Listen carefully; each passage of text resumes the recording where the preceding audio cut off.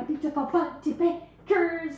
Just saying to Sophie, I don't know why I actually bounced into the kitchen. It's probably because I get so excited overdoing my morning bakes and I just can't help myself. It is absolutely glorious outside. Today, come here, we're going right back to my roots now. 1970s chick, Corkonian, true and true, Donkey's Gudge cake. Have a look at this Donkey's Gudge. Doesn't sound great, but I'm telling you now, absolutely divine. I was reared on Donkey's Gudge.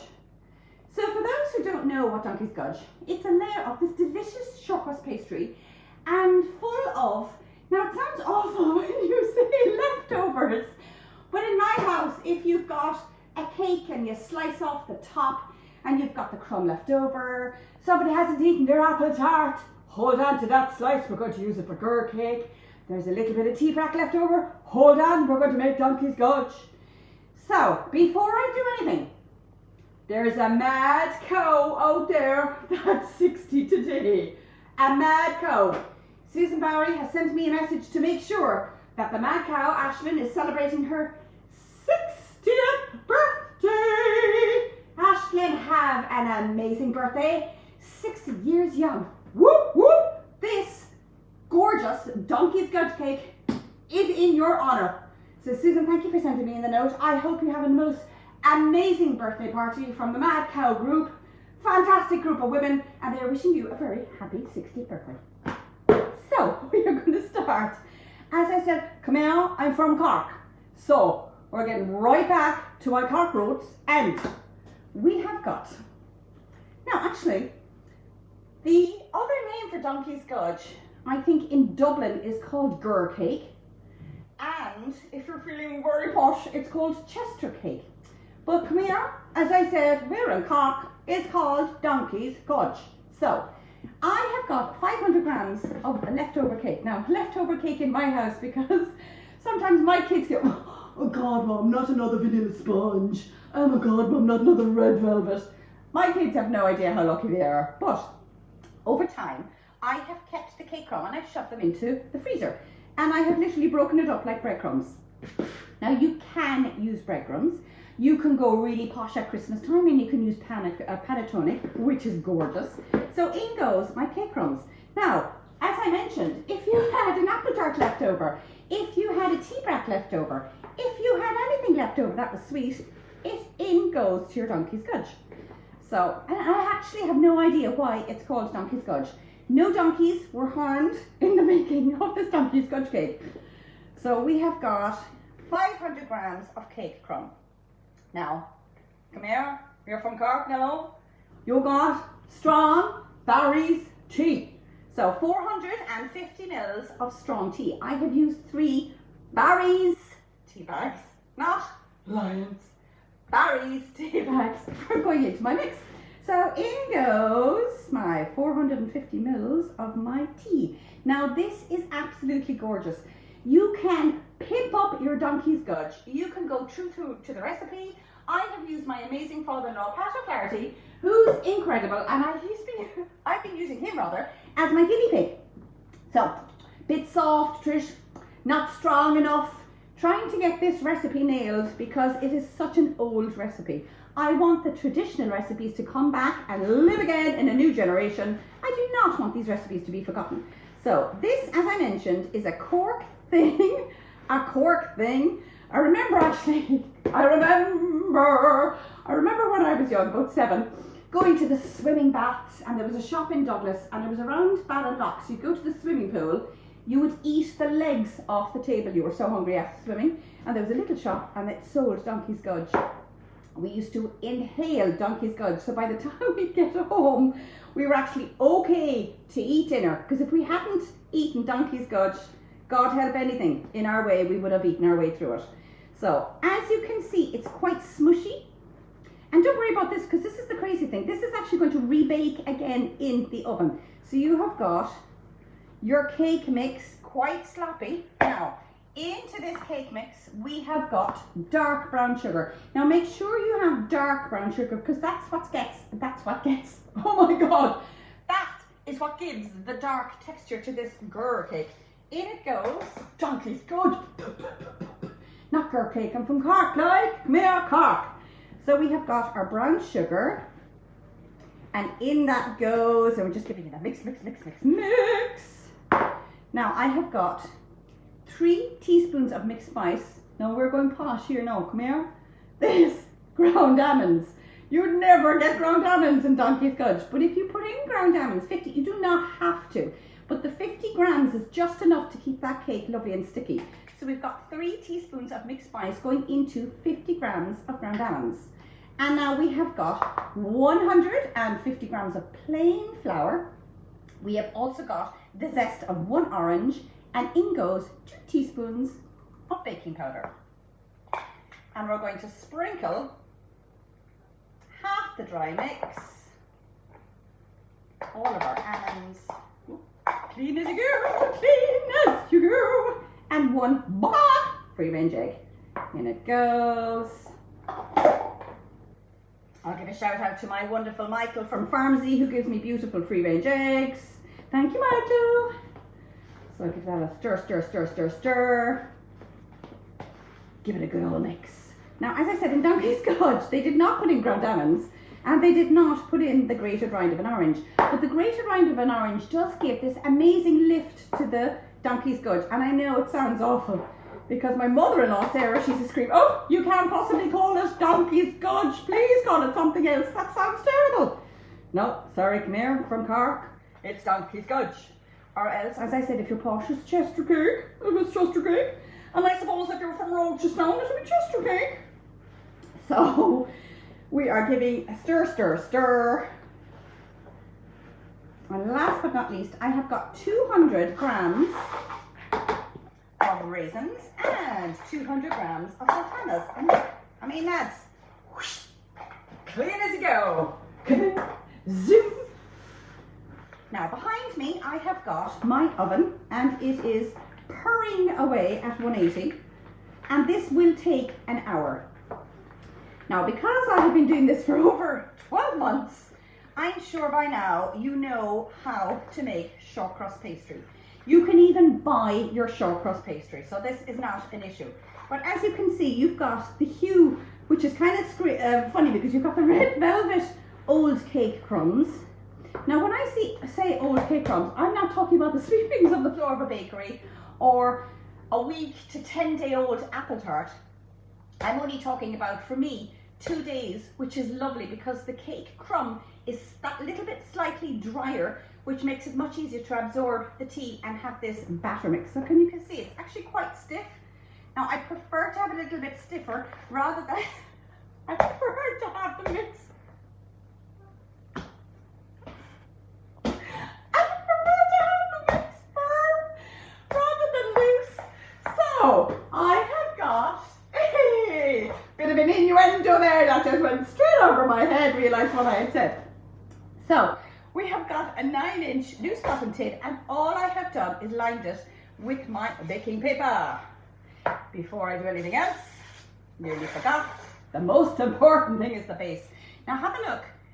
As you can see, the base, it's really short crust pastry. So it is quite dry, but in the center is really sticky. So you have that gorgeous contrast of your pastry base, pastry top, and then it's finished with some glacé icing.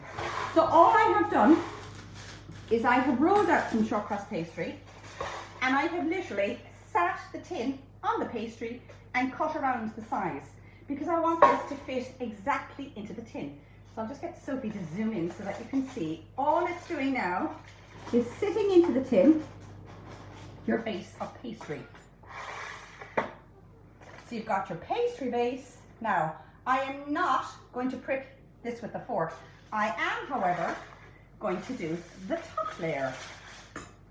And all I'm going to do with the top layer, and I will pierce it with the fork, I want it to go all the way through, because when you have this baking in the oven and it comes out to cool, the top will become the bottom and the bottom will become the top.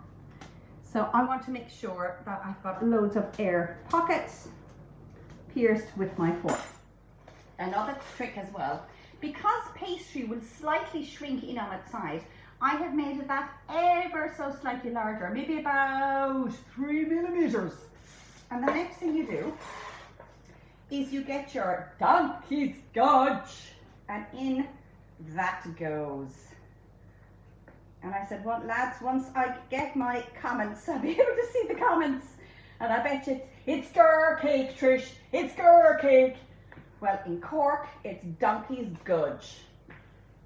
Now, I'm not just saying this lightly. I have gone everywhere to experiment to try and get a nice gur cake as possible. This is divine. I wouldn't touch a shop-bought donkey's gudge ever again, because this is absolutely divine. So, next thing I'm going to do, if I'm going to zoom in, all I'm doing is I'm compressing that mix into the tin, pushing it to the sides, pushing it out to the corners, and then I'll give it a good old wallop. So as I said, you could put in apple tart, you could put in tea brack, you could put in the heel of a fruit cake, you can put in absolutely everything, as long as you bring up the cake crumb mixture to about 500 grams in weight. Now, the only thing I did find is that obviously if you're going to use something like a sponge really won't hold the flavour of your tea brack. You want something that has a good solid flavour. So any of your Madeiras or any of sort of an old cupcake, you could even chance your arm and go to a baker and say, listen, I just want a few cupcakes to feed me chickens. And you'd have cupcakes, you'd have enough cupcakes to make a gur cake. So again, bang, bang, bang, bang, bang. Just get out the bubbles, clean it as you go. So we have the top layer. And the top layer sits beautifully in on top, and I'm pushing it down ever so slightly, because if, as I mentioned, that pastry starts to expand, that little bit of give makes it so much easier. I'm just going to flatten it again with my hand too. Now, another thing too, just to be aware that when it is in the oven, it will take 1 full hour. Literally 180 degrees, 1 full hour. You can, after 30 minutes, turn it. When the hour, ding-a-ling-a-ling, it's done, you take it out of the oven. Don't say, oh, I don't know whether it's done or not. Listen, the cakes are already baked. You've only got 1 egg, and then you've the rest of the fruit and everything else. It will only take an hour and no longer. Leave it into the tin. Leave it in the tin. When it is in the tin, give it about 5 minutes, and then you invert it. You turn it upside down, because then the weight will compress your base of your pastry, because it'll slightly dome in the oven when you are baking it. And some people would look at that and go, oh my goodness, how am I going to ice it? You turn it upside down. So you ice the base, just like we've done here with a glacé icing. The glacé icing is 250 grams of icing and a little bit of water smeared on top and left set. So this little beauty is going into my oven, and I will set it on here, because I will not set it to he who or she who must not be named, because it will set off everybody else's alarm. So, and the other thing I want to say is, first of all, thank you so much to Brennan's for my gorgeous surprise. I got the stand. Now this is amazing. The stand is fantastic, because it's sort of like a perspex stand, so you don't chip it. It's dismantled, so you can twist off the base. It is absolutely beautiful. And they said, because I was so happy, look what I got. I was so happy. I got Happy Sprinkles. Look at these beauties. So Happy Sprinkles. Bit of chocolate donkey's gudge in my hand. Look how gorgeous they are. You get some butterflies, you get some sprinkles. These are absolutely fabulous for cupcakes as well. And I think they're about $5.90 for an absolute tub. And honestly, because they had sent me, this is not because they had sent me the sprinkles, I use these myself, the Happy Sprinkles. And for those of you who see me in the shop as well, they're fantastic and they go such a long way. And these ones are so pretty. And you've got pink. And I also got the most divine, delicious cannibal chocolate chunks.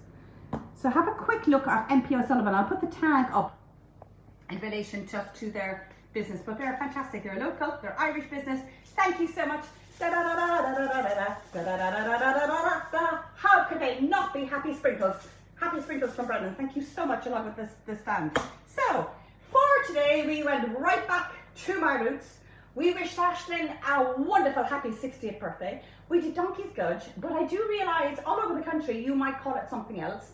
Gur cake, I think, is in Dublin, and I think the history behind gur cake was that it was named after the lads and lasses that skipped school. He's a right gurrier. He's a right gurrier. He was on the gur. He ran away from school so that they were running to grab a delicious slab of Donkey's Gudge in Cork, or gur cake, or Chester cake if you're from Rochester. No disrespect to anybody in Rochester, because I'm a Corkonian true and true. Lads, ladies, lasses, thank you so much. That was a Sunday full of memories and traditions. If you have any weird, wonderful recipe you want to send me, zap it through to me at touchofmagiccork@gmail.com. I will put the recipe up on YouTube at Touch of Magic 100. I am also going to be doing a little few tricks up my sleeve in the next week or so. If you have any requests, send them through.